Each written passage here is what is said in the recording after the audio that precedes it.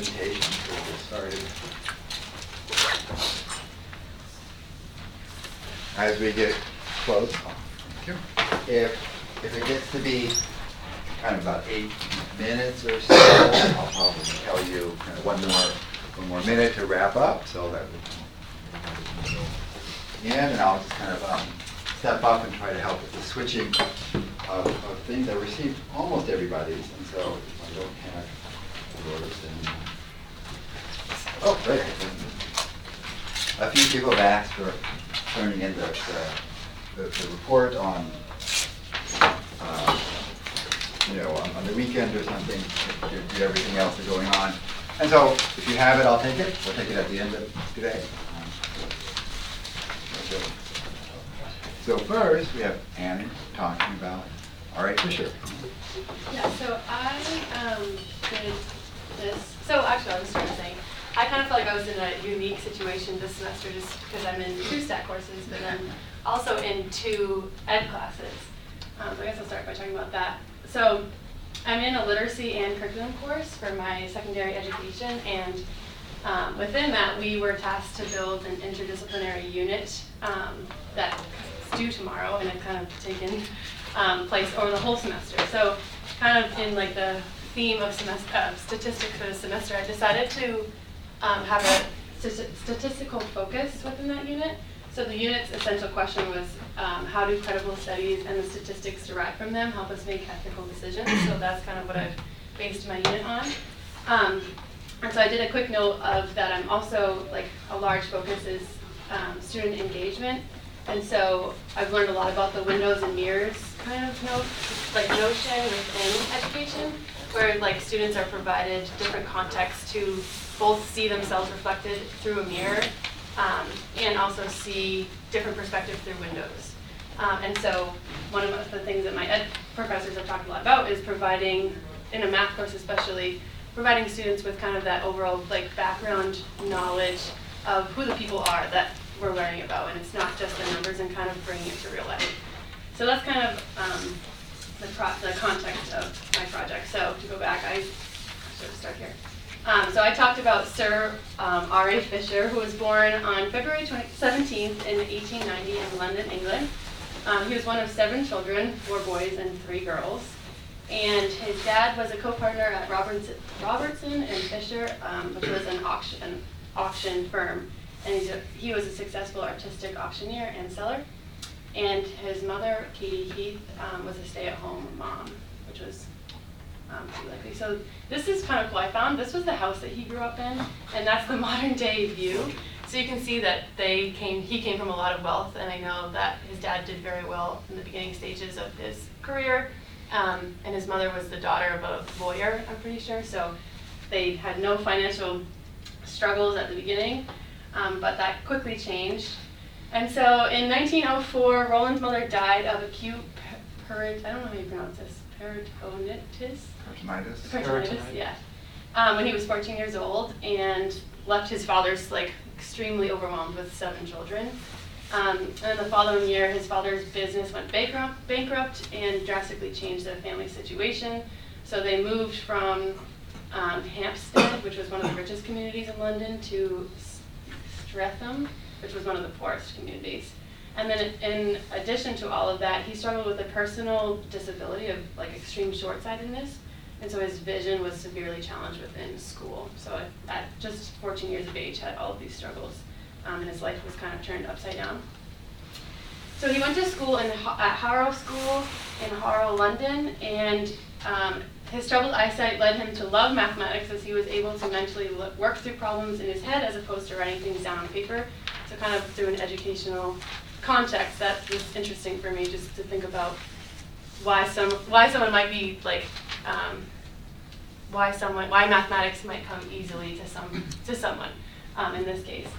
And so he was the Neild Medal recipient, which was a mathematical essay contest that he won at his school, and he received a scholarship of €80, from Cambridge College, and where he went to further his education. In October of 1909, he studied mathematics and astronomy, but also had interest in biology. And this was the college at that point. So following his graduation, Fisher spent a year studying and investigating the theory of errors at Cambridge. Then leaving Cambridge, he was completely broke, and he went to work on a farm in Canada to make some money to financially support himself. And World War I broke out in 1914, and Fisher was working at the time as a statistician in the Mercantile and General Investment Company, but he was declined upon enlisting because of his eyesight. So he then went to teach mathematics and physics at Rugby School in Warwickshire, England, for 4 years. And then following that, he accepted a position as a statistician in the Rothamsted Agricultural Experiment Station. This workplace was established in 1837 and was one of the oldest agricultural research institutions in the United Kingdom. The focus was studying nutrition and soil types on plant fertility. So Fisher made his biggest impact when exploring the scopes of experimental designs, which I thought was super cool. He introduced randomization and the analysis of variance. And then I found this kind of excerpt, which was what he introduced for an experimental approach. And it said, arrange an experiment as a set of partitioned sub-experiments that differ from each other in having one or more several factors or treatments applied to them. The sub-experiments were designed in such a way to permit differences in outcome to be attributed to the different factors or combination of factors. Which then led us to the maximum likelihood estimation, which was one of his biggest findings. So we know the maximum likelihood estimation is a statistical method of estimating the parameters or probability distribution by maximizing a likelihood function. So under the assumed statistical model, the observed data is most probable. The point in which the parameter space that maximizes the likelihood function is called a maximum likelihood estimate. So I put an example just to remind everybody from our exam study problems what we're referring to. Good notes. So apart from all of his statistical findings as the years went on, he had other huge impacts on the statistical world. He published a total of 7 books and 400 academic papers. One of the biggest was the Statistical Methods for Research Workers, which was released in 1925. And it was a handbook explaining various methods that focuses on the design and the analysis of experiments. He additionally published the design of experiments and statistical tables, amongst many others. So here are some pictures that I found. And then just a few other notable achievements. He was elected into the Royal Society, joining the United Kingdom's scientific elite in 1929, and it was awarded, I thought this was really cool, the Darwin Medal of Society in 1948. And this was an excerpt from the resource I found where it said, in recognition of his distinguished contributions to the theory of natural selection, the concept of gene complex, and the evolution of dominance. He was hired as a professor at the University of College in London in 1933, and was also awarded the Royal Copley Medal, which was one of the most prestigious scientific awards, in 1955, in recognition of his numerous and distinguished contributions to developing the theory and application of statistics for making quantitative and vast fields of biology. So he passed away on July 29, 1972 in, I don't know, Adelaide, Australia. Adelaide, yeah. I found this where it said he was remembered for his as a very reliable man with a tremendous charm. However, it was noted that he was an implacable enemy of those who judged guilty or propagating error. And I think, yeah. So just kind of tying it all together, I think what kind of drew me to him is that he was into statistics, but it was kind of through like real world context, and he had a lot of other interests. And so tying that back into my unit, which was interdisciplinary across math, history, and English, I just think it's really cool for students to be able to see that these concepts of intertwining subjects can go back to years and years and years ago. So it's just kind of a cool project to do for this class, but also I'm kind of including this project in my ed unit as a whole, which I'm passing tomorrow. So yeah, that's Great. Time for one quick question, if anybody asked anything. We're good? Great. So certainly a foundational person for statistics. Impact can't be overstated. And the ability to communicate was, through his books and his writings, overwhelmingly made his impact. So as people wrote things down, Connor would be next. so. There you go. It is up there. Do you want to do No, a this is Oh. just notes. Okay, so I did a summary of an article from the American Statistician called "Solving Probabilities in Winning Hand Poker." Essentially just poker. So, starting off, the game that they were doing is Texas Hold'em. So you're dealt 2 cards. Does this work? Let's see. Is it on the screen? No. Oh, it's going. Let's see. Let me try to. Oh, Yeah, there it it works. goes. Oh. Okay, where do you I want? did it. There, that's one's there, that's there. We can try to see if that's gonna. Let's get by. It's probably There, slow. yeah. It's Oh, probably okay. slow to like spawn. So, Texas Hold'em, basic element of the game is dealer deals that 1, 2 cards face down, and then there's the flop, there's 3 cards face up, then there's the turn, and then there's the river, 3 cards face up, and oops, that's up. What I am doing wrong, I don't know. Okay, and then it did another weird game that it called Stud, and there you can play with 5 to 7 cards, where you are dealt 2 cards face down, and then 4 cards face up, and then 1 card face down. And these are the basic games that we use, and then we use that. And then the article cited another article that's useful, and these are like constants.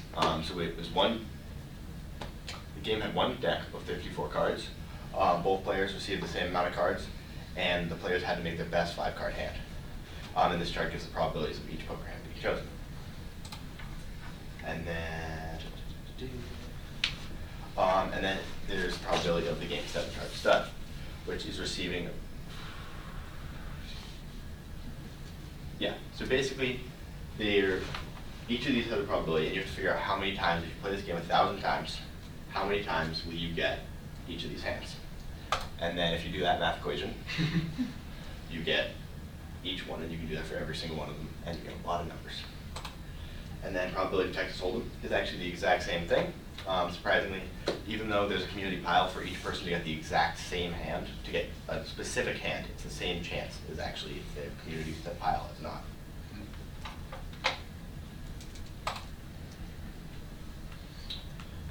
And now, let's just calculate the probability of a certain card winning each, so a certain hand, this is hard to explain, a certain hand winning a 5-card game. So, in order to calculate this, you have to have the chance that all 4 players could get a 3 of a kind. For this equation is for a 3 of a kind. So all four players could have gotten a 3 of a kind, or 3 of the players could have not gotten a 3 of a kind, but that had to be lower than a 3 of a kind. So you do summation, and then complicated math, going more complicated. So chance of P1 is chance of them getting a 3 of a kind. Chance of P2 is chance of them getting 2 pairs. Chance of P3 is them getting a pair, and chance of P4 is them getting a high card. And then there's also more complicated ones, for if you're doing the most complicated one, which would be to get a straight. And yeah, that's long. There's a lot of math. But fortunately, the article did all the math for me. So all the calculations were done and made into this chart, which is very nice. And then they calculated for Texas Hold'em, which you can't really calculate the same way because there's a community pile. So instead of calculating that, they ran a simulation and did it 1,000,000 times. And from that, they got this chart, which is just for Texas Hold'em. And then if you combine all these charts, there's a lot of numbers. And these numbers, so the bottom one is Texas Hold'em, and this one's 7-card stud, 6-card stud, and 5-card stud. If you look at this data, you can actually see a few complicated patterns. So, as you can assume, as there's more players entering the game, there's a higher chance that you're going to need a higher number in order to succeed. But there's also a lower chance that a lower scoring hand will win.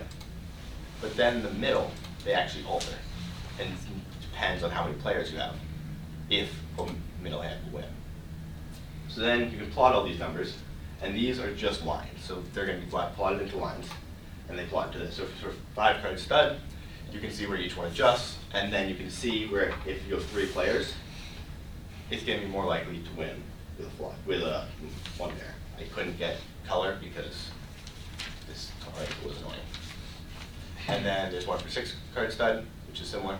But then where it gets interesting is one 7 card stud, where you can actually see the information. Here, where that line is highlighted, it's actually straight, has a higher chance of winning than anything else. And it has a higher chance of winning than a flush or a 3 of a kind. And it's kind of where poker is no longer fair, because that's actually the backhand is good for it. Yeah. And where that cards is what this article is about, the swivel point. That is the point where once you hit a certain amount of players, the certain hands you go for are the ones you need to go for. And the ones judged, so there's a lot of stats in it. And then, yeah. For Texas Hold'em, it looks very similar to the other ones, but if you overlay the other graph onto it, which programs, you look at simple and you see as you get a community pile, when the swivel points effect moves inwards. So it happens more for earlier or happens later. Yeah. That's the whole presentation. Great. So you gotta memorize the graphs and all the tables of numbers. Yeah. Those are tell how good the graph is in comparison to math. It's good to have the table of numbers to be able to get them, but Yeah, the zero numbers. Yeah, it's a That's huge exactly amount, right. so. But I couldn't actually zoom in on them because it's hard. but any questions about Oh, actually,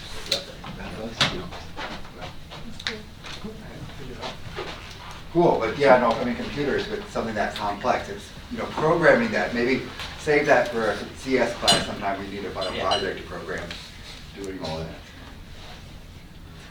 that. The third person, Vic Rosedale. Hey. Let's see. Okay. There you go. So I did data analysis on cards and efficiency. So my data set, I decided to go with one of the built-in R data sets. The reason why I chose this one, which is the Motor Trends car road test from 1974, the reason why I chose it is because, as you can see, there's a lot of different factors, which gives me a lot to work with the analysis. This shows you the first 6 rows of the table to just sort of give you an idea. So each one of these is a different factor that's shown up there. I didn't use all of the factors because some of them, like this is, I think it's feet per second, so it's pretty much the same as, it's very similar to sort of miles per gallon. So I didn't want to use that one. And then a couple of these just didn't sort of, like gears didn't work as well. So. But for the most part, these were pretty interesting to look at. So the purpose of the analysis was to figure out how different elements affect a car's miles per gallon. So I sort of focused on miles per gallon as the main factor, and then just compared each one to that. I wanted to know which cars were more efficient and if there was a correlation between the different parts of the car and the miles per gallon. So this is just an example of one of the hypotheses that I did, because obviously working with many factors, I did different ones. So for this one, I did the weight versus the miles per gallon, and as you can see from this graph, there is sort of a negative curve here. It's pretty even, although there is sort of this chunk here, but for the most part, seeing that curve led me to believe that there would be a pretty good correlation there. So for my null hypothesis, I said that the miles per gallon would be the same for all of the weights versus the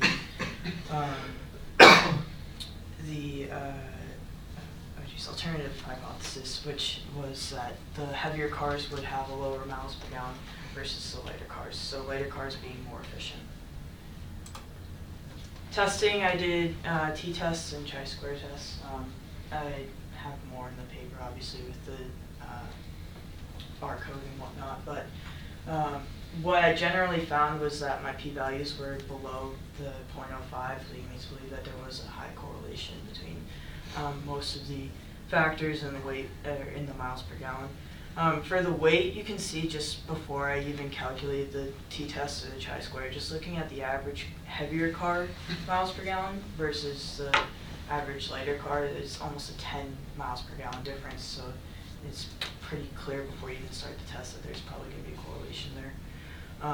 So in general, I rejected the null hypothesis on most of my tests, and then this is just an example of the horsepower versus miles per gallon, and as you can see again, there's sort of the negative curves there. I just wanted to look at a couple of possible type 1, type 2 errors. I didn't spend much time on them simply because with it being an RStudio data set, it's pretty likely that the data is clean and that there aren't many issues with it. But just possible type 1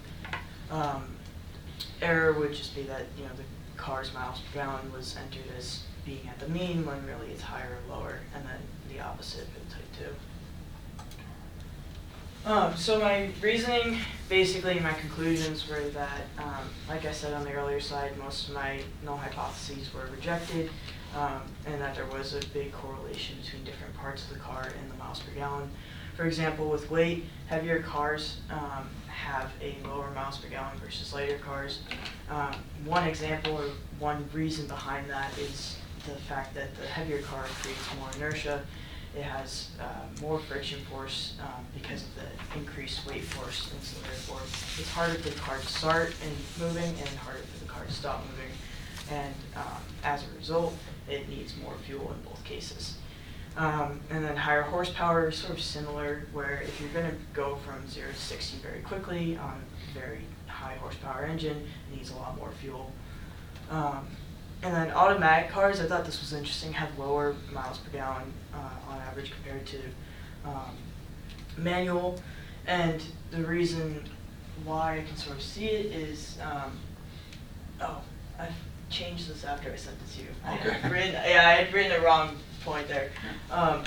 It was that the manual shifts, I had read it wrong, sorry.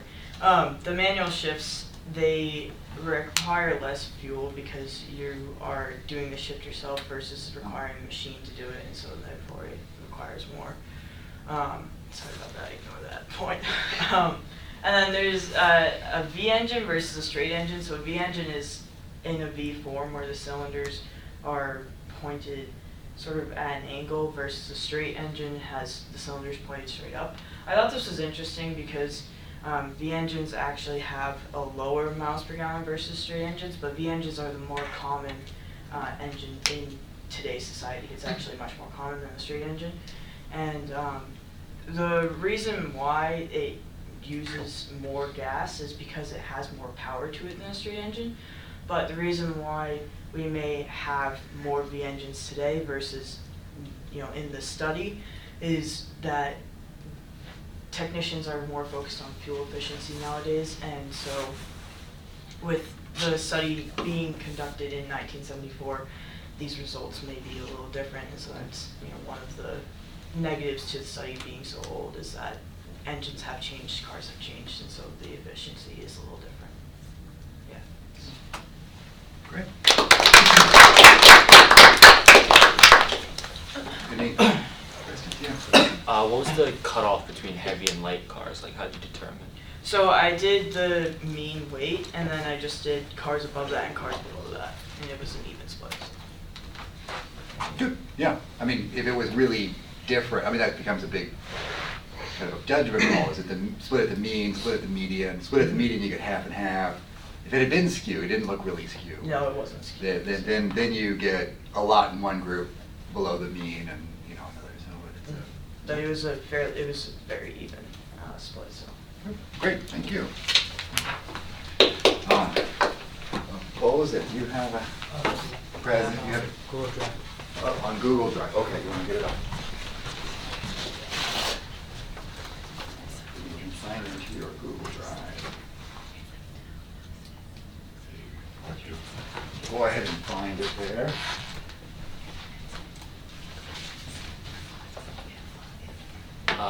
If you open it up in an incognito window, you don't have to sign out. Oh, yeah. I wasn't sure if you went over this. Command Shift down. Yeah. Are we allowed note cards? Yeah, you can have a sheet of notes for the for the final. Okay. Yeah, right on both sides, it's fine. It's already logged in. If you That's somebody else.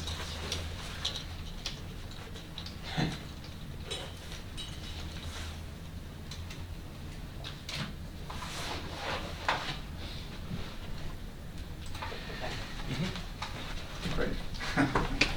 I work in the makerspace and people come in all the time and try to sign into their emails and And it's it all locked. stores their passwords and it's a pain in the butt, so I just learned this trick. Great. Oh, so I did estimators in statistics, and I also learned this from my other class. So a good estimator should always be close to the factor being approximated or studied or should demonstrate unbiasedness. Estimator qualifies to be unbiased if its project value are similar to the population factor or condition being guessed.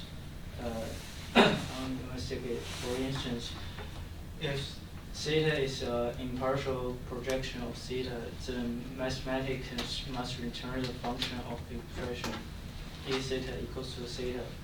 In this circumstance, the biases are reduced to nearly zero when the number of samples n is increased. That is, the more n becomes necessarily large, the higher the chance of reducing or eliminating biases. So there are three characteristics of estimators. The first one is consistency. The estimator theta is a steady estimator of theta under the condition that as n attains infinity, the possibility reach one that theta will vary from the value of theta by less arbitrary consistent. The second one is efficiency. A better estimator is only reached under the condition that is reduced when the value of parameter being projected is increased. The last one is sufficiency. For estimator to meet this characteristic, it should carry or deliver more data as possible about the controllable parameter in the represented population. And there is one basic technique, process modeling method as used in statistics have had positive impact in business operations. So its basic analysis is done using process modeling method to provide estimates on the optimization of business projects in order to realize the highest value in terms of time and money. Firms hardly operate at their peak of efficiency. As such, they need a process modeling method to improve their operation, re-evaluate and rework their process. Therefore, this is statistical analysis tool, if utilized properly, could end up increasing the efficiency and eventually the profitability of the company. So here is a graph for the process modeling method.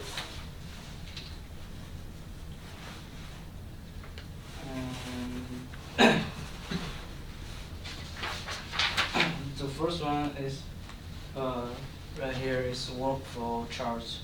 Also borrowed from the process modeling method. It is a computer generated simulation that illustrates the flow of text within an organization. And the various teams in a company are assigned goals that determine the workflow. Such flow is either in parallel or series, but each group complements the others. So it is popularly called a workflow since it contains data on how tasks are accomplished. It is a method for analyzing processed statistically in order to make a recommendation on areas that need improvement. There are 4 stages characterize the process. The first one is data gathering, and business process modeling, and task analysis, and implementation and execution. And the second one is data flow, and it's used in process modeling to illustrate how data is processed by software depending on input. The process focuses on the flow of facts where the information comes estimator. It is pointless for them to consider any other estimator. The reason being that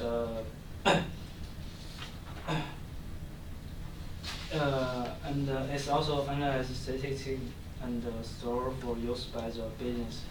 The primary purpose of development is to illustrate the flow of analyzed data in an organization. So my conclusion is the use of statistical estimator enables a firm to predict the future, improve efficiency, maximize its potential, increase profits, and enhance competitive edge. And also the model illustrates how data samples from different sources could be used in Runestone to contribute towards the efficiency and growth of a business. That's all. Thank you.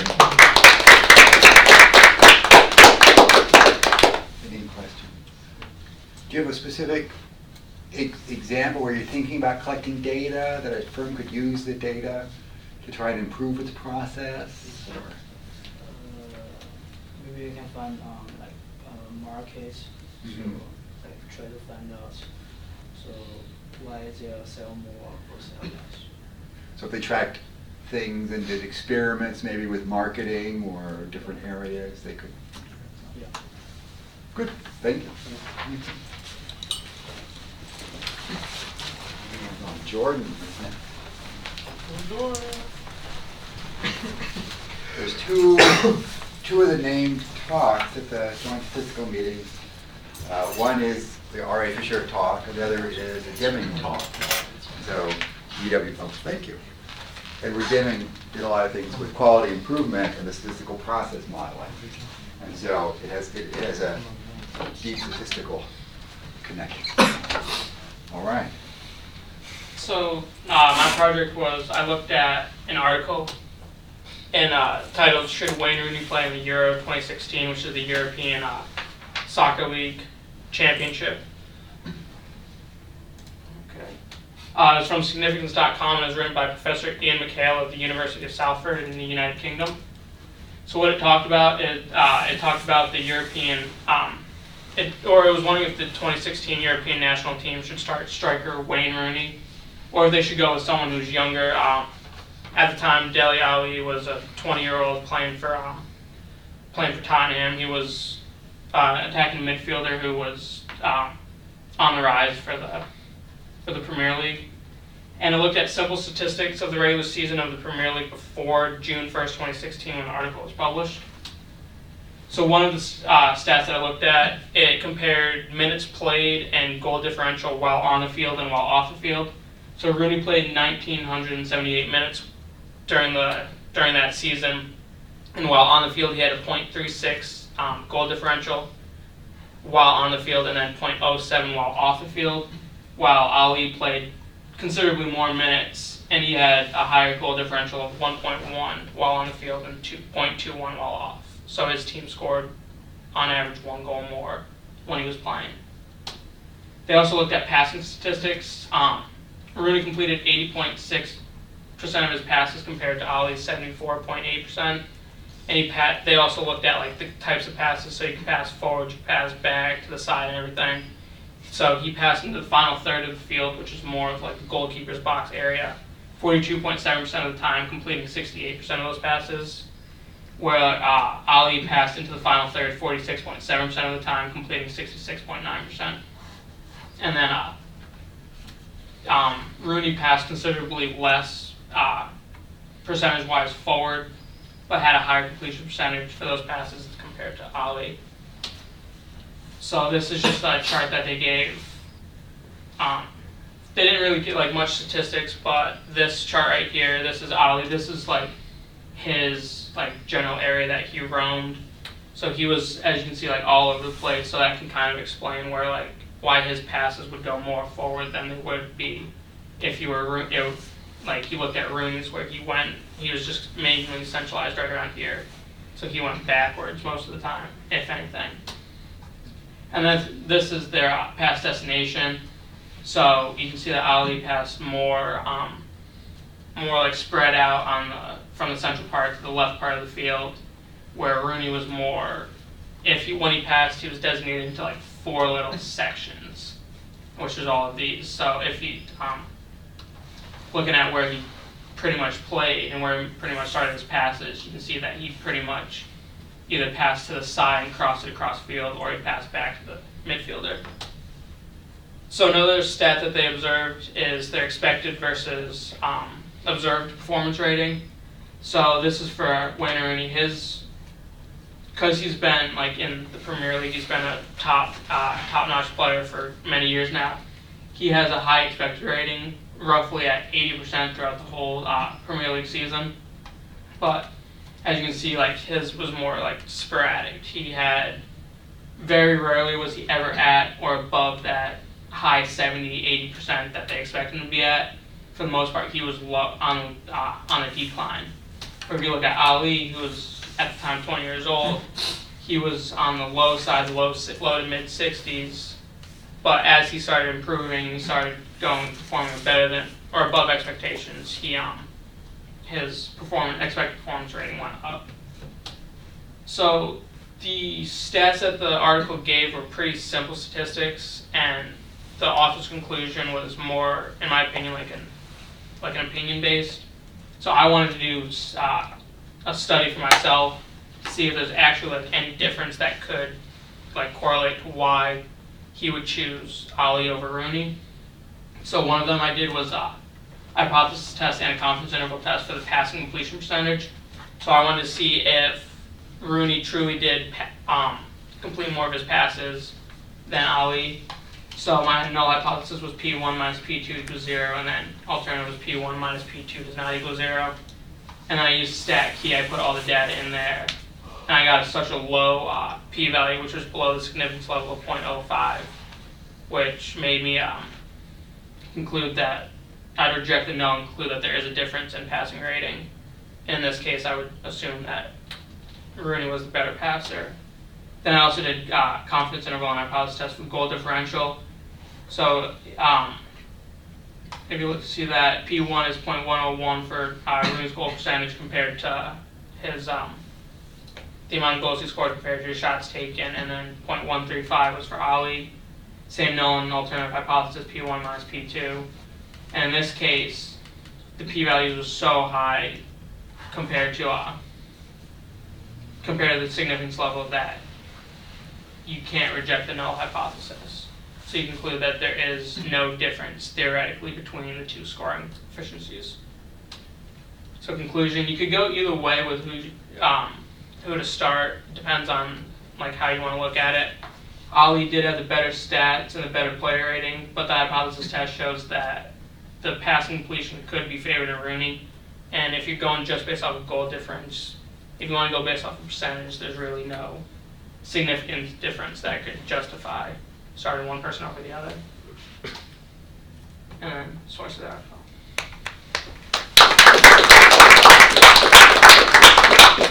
Any questions about football?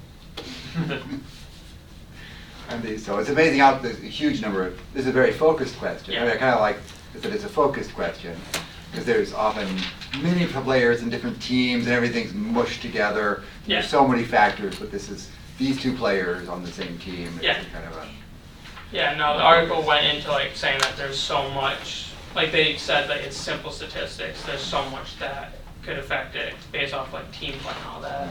But yeah, no, it was interesting seeing the comparison. Be a discussion for another time, but yeah, you wonder Yeah. if different things are independent of one another and everything. Yeah. So Hattie's up next on my list.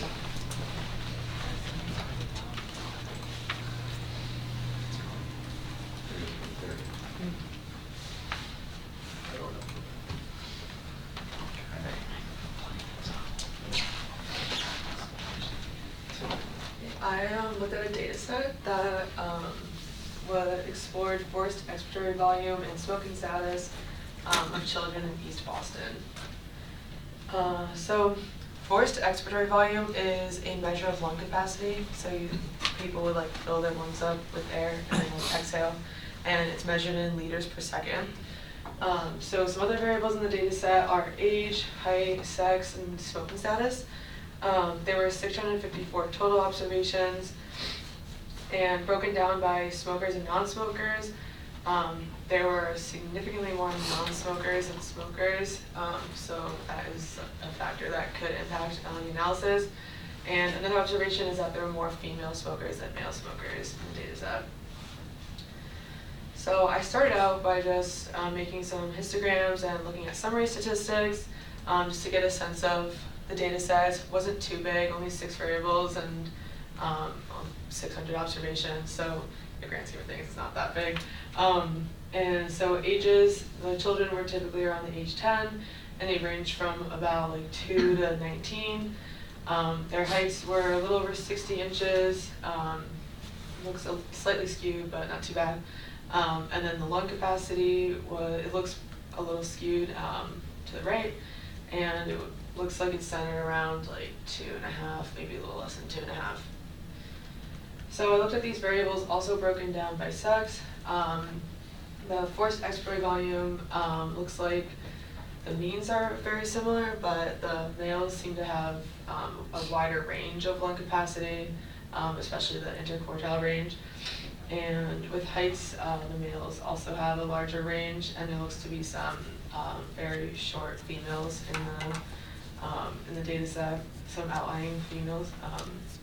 And age-wise, they look about the same, 10 years old. Next, looking at the variables broken down by smoking status. This is where things get a little interesting, because the graph all the way to the left shows that current smokers have a higher lung capacity than non-current smokers. So that would make you kind of wonder why that is, because you would think that due to smoking and deterioration of your lungs, current smokers would have less lung capacity. And then if you look at height and age, you can see that current smokers also tend to be taller and older, and this looks pretty different. We'll see if it's significant or not. We're gonna look into it some more. But even the ages, it seems like the current smokers seem to be older than the non-current smokers. So I did some tests. I first ran a t-test to look at the difference in lung capacity between smokers and non-current smokers. And I have the t-test on the next slide, but that was significant to show that the current smokers had higher lung capacity. So I also ran a bootstrap and a permutation test to look at the difference in lung capacity between non-smokers and smokers. And you can see that the bootstrap has a lot more variability. It's centered at around negative 0.7-ish. And the permutation test has significantly less variability and is centered at around negative 0.9. It would make sense that the permutation test has less variability because you're sampling without replacement. So the mean between the groups would be the same every iteration. And the bootstrap is also more sensitive to outliers or even just like larger values. So here we have point estimates and the confidence intervals that I got from each of these methods. And it looks like across the board there is a significant difference between lung capacity between smokers and non-smokers. 0 is not contained in any of the intervals, and I also ran, found the p-values for all these things, and they're all like essentially 0. So next I looked at height, and I did the same thing, the bootstrap permutation and t-test, and you can see that the bootstrap again has a lot more variability than the permutation test, and they're centered around different values. And if you look at the confidence interval, they're all very negative, so there's zeros not contained in any of the intervals, which would suggest that there is a true difference between the heights of the smokers and non-smokers. And lastly, I looked at age. So again, permutation has a lot smaller range, and they're definitely centered around different values, and the point estimates, once again, show that there is a significant difference between the ages between the two groups by almost 4 years. So the whole point of my little exploratory data analysis is to show that you really have to be careful when you're looking at box plots and correlations between things, because what at first glance might seem like an interesting outcome, that current smokers have a higher lung capacity than non-current smokers, it's really important to know your data set and know if there's any other confounding variables that could be impacting the results, such as one group just being older, so they're taller, they have larger lungs, they're probably more developed. So just looking at confounding factors, and it's important to know your data set and make sure you look deeply into things. Thank you.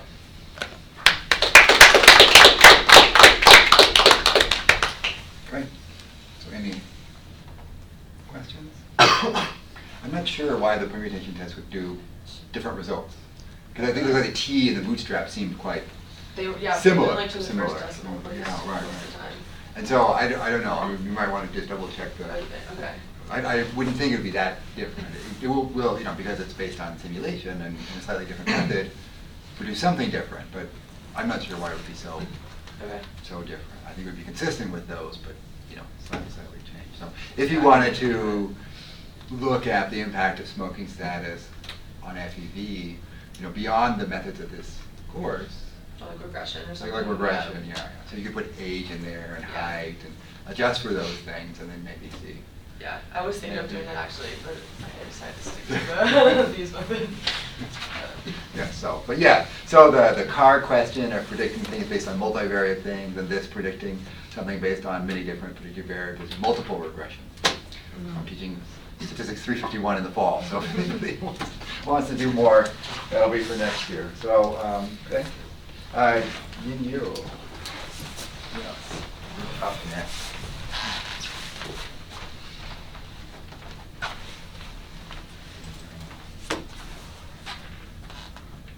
Oh, this one. Oh. No, I'm the Oh, sorry. Yeah, my pronunciation wasn't good. So.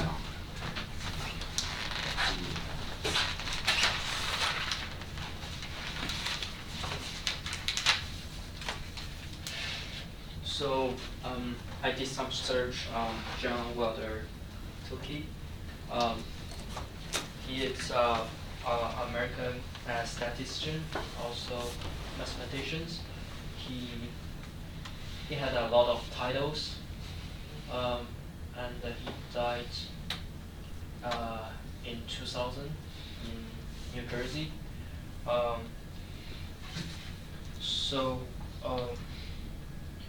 He was studying in Brown University and Princeton University, and he was majoring in pure mathematics. And in Princeton, he met Richard Feynman, which is a theoretical physicist in Princeton. He had a lot of fun time in Princeton. Because he did a lot of stuff, like he was working with Feynman on mathematical theory of flexigons in 1940, even though he didn't publish it. And he also tried to approach a toy company about marketing flexigons in 1940. So he had a lot of interest in. Then the World War II came. he joined to Fire Control Research Office. This office is supported National Defense Research Committee. So what they mainly do is they were working on artillery fire control. So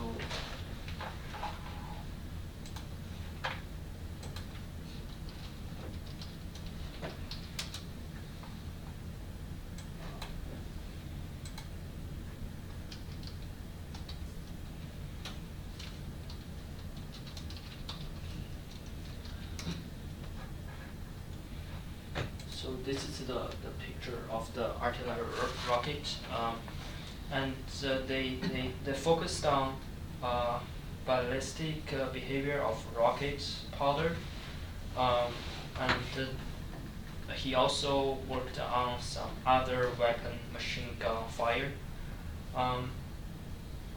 and he was doing the coding breaking during and after World War II. So he really applied mathematics in different area of different area in real life. After he back to Princeton and he became to a professor. I think click a little arrow. Yeah, there it is. Oh, okay. Great.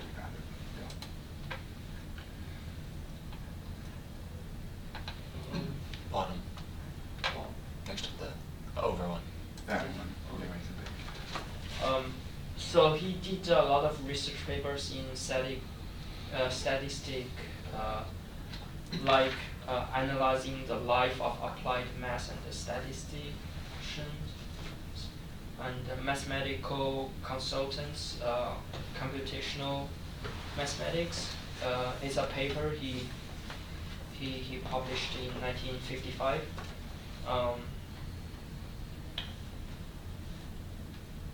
So he was nominated for high offices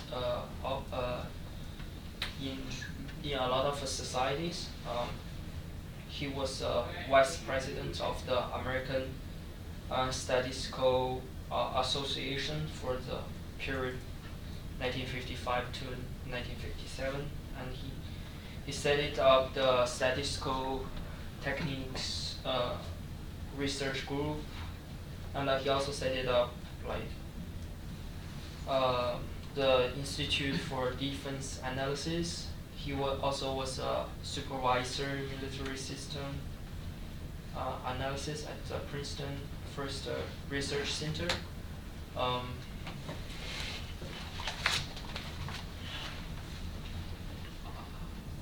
And one of his major work is Coley-Tukey fast Fourier transform algorithm.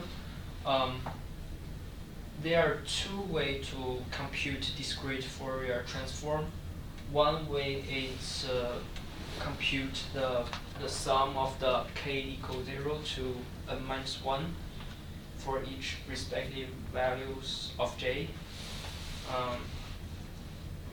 And the input discrete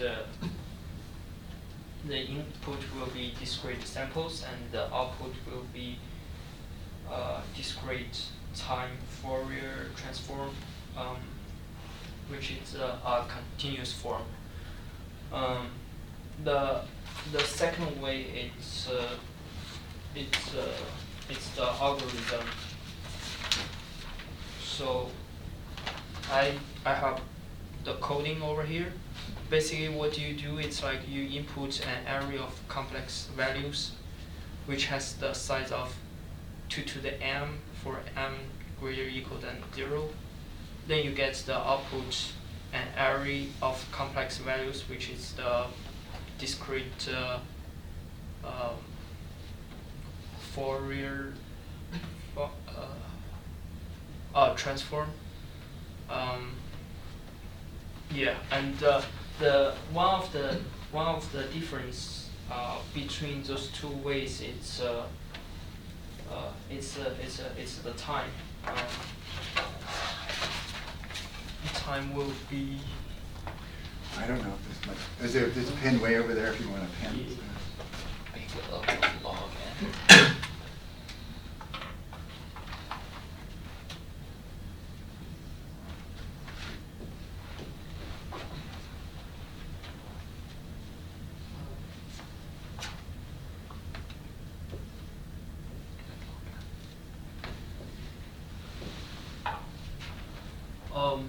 So this is for the first way. This is for the second way of the time. And the difference between those two is like this is much bigger than that. It reduced a lot. Yeah, but I haven't figured out what caused it exactly. Yeah, but it was really interesting.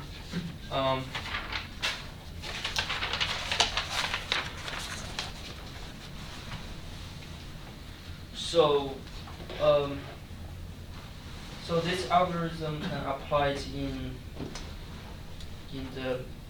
the practice of science and engineering. In the 20th centuries, it applies a lot, and for the numeric application, we can use to polynomial multiplication. Like we use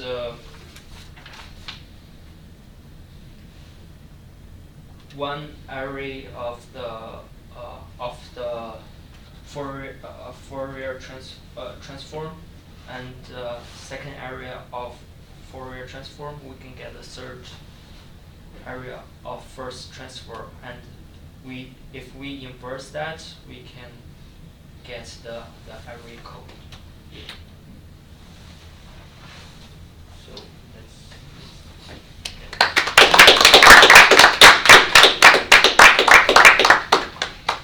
Good. Any questions for you? So Tukey is another huge name in statistics, multiple testing, descriptive data. There was a kind of in the generation before me, they had, he had a green book about this thick and an orange book that thick that had things like introduced box plots and stem and leaf plots and median analysis and other things. And so Tukey did all that. He coined like bit and byte to describe computing, and there's Tukey and some other people. I won't look it up. But it ended up on all these national panels to evaluate national statistical standards and agencies and things. So good. So next we have Zhang Jing talking about his topic, and so let's see. Do you want to try to put it on this? Okay, Google Drive as well. So let's see if you need to.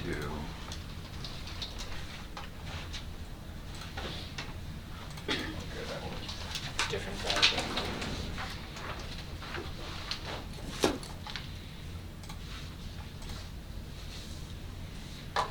Does it need a different login? Is that?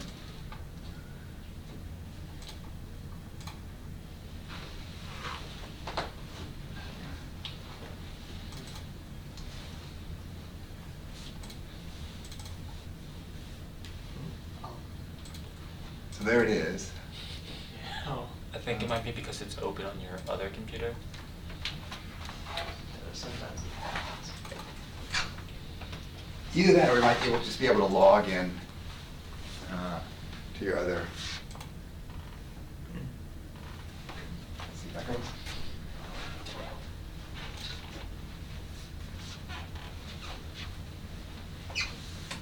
Great. Next to the Zoom. On the bottom. Okay. Yeah. So before I come to our topic, I want to talk about why I choose this topic. It's last summer I read a book named Principle, which is written by Ray Dalio, the co-chairman of Bridgewater Associates. And in this book, he mentioned a formula in his machine which can predict the market price.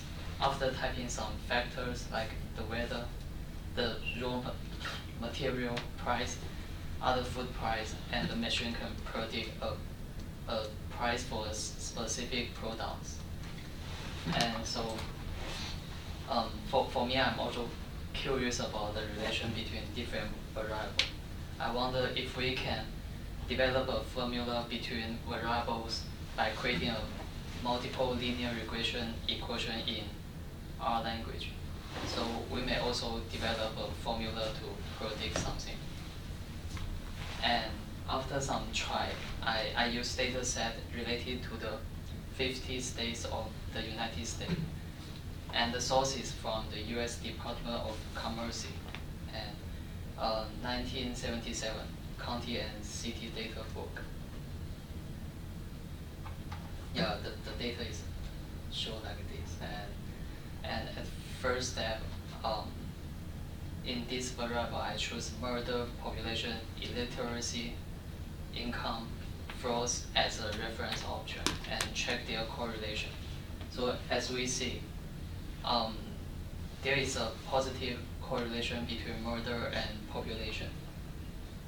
Yeah, and for income flows, the association is negative, which means as the income increase, the murder rate would decrease. So and then we create a scatter plot to we can see this trend better between this scatter diagram. Each point stands for a state, and the tendency for murder and illiteracy is really in a significant level. For murder and population would be subtle, but not as good as illiteracy. So for other factor would be unsure, because we can see the blue trend line is getting up and down. Yeah, the trend lines. So we are not sure about.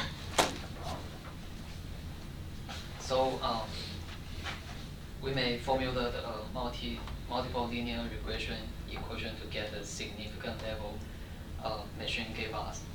So for this estimate, it means like as the population increase 10,000, the murder number would increase 2.2 cases in each 100,000 population. So if we use 5% as a significant level, the p-value for population would significant enough to admit this acknowledge. And for illiteracy, this correlation is even more significant. So we may say that the education is essential for social civilization. So depend on the p-value for the other two factors, the income and flows, the p-value is so high, so we may drop them. So in order to see our prediction, how our prediction fit in the data, we create a two-quantile plot, and the line is totally fine with fitting our point, except for a few outliers.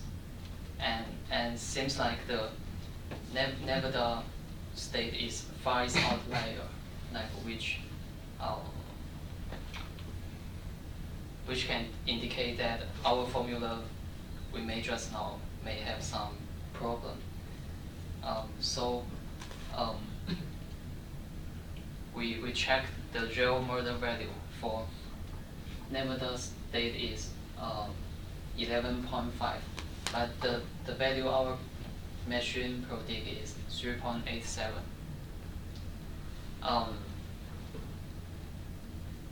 So it against our inference just now, Anyone wanna guess why? The prediction for Nevada State fell. Oh, the population is wrong. No, not wrong.